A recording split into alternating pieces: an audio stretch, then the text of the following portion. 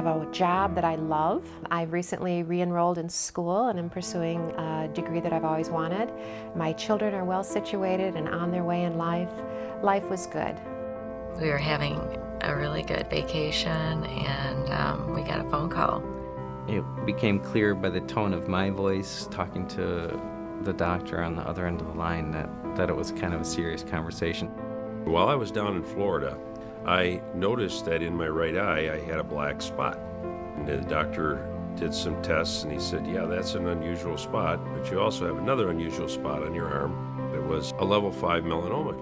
When you get this diagnosis, you sort of feel like, I want it out, like now.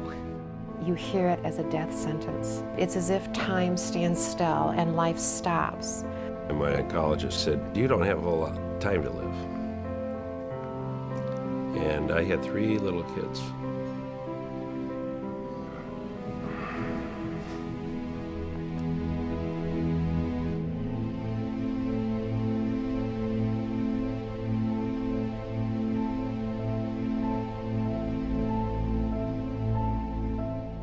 It's amazing how much business is associated with this diagnosis. We packed a cooler full of food and got a hotel.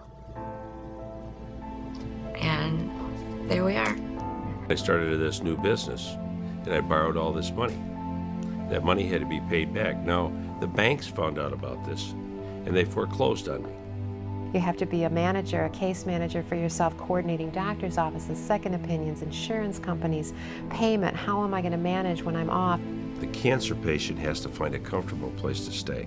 You're not staying in the hospital, you're going there for treatments. Many times I would sleep in the car when I would go for treatments or whatever I could do. The stress of all that makes treatment and healing. I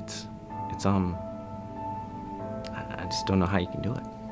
And a lot of people never go to these places because they just can't afford the stay, and they just die because of that.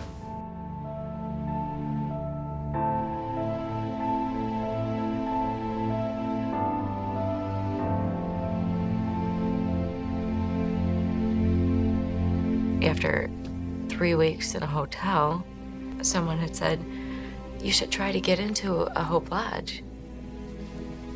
And we were like, what is that? This is like an oasis in the middle of this cancer desert that you can get into, have a safe place to stay with people who care.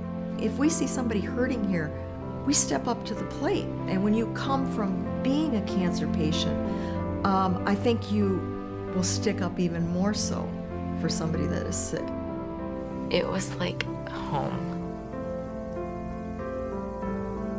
I can't even describe it. You come to a place like Hope Lodge that it sort of releases all that stress. We turned a corner. We just totally turned a corner the day we set foot in Hope Lodge.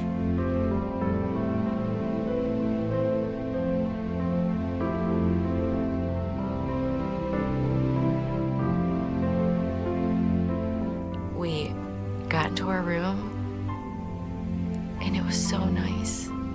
I brought pictures of our dog and of our wedding, and I could set them out.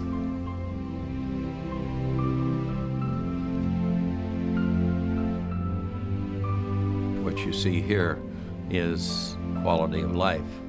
Rather than having people sleep in cars, they now have a room to stay in. And if they put off coming to go in a hospital because it was too far to drive, they now know they have a place to stay. When somebody says it's free, you just say, well, yeah, it's free, but how much is it? You know, because you can't believe that a place this beautiful can possibly be free.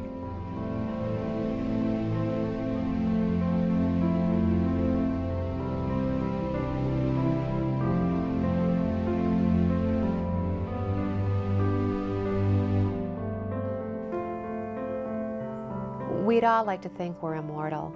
You will be touched by cancer sooner or later in your lifetime, whether yourself or a loved one.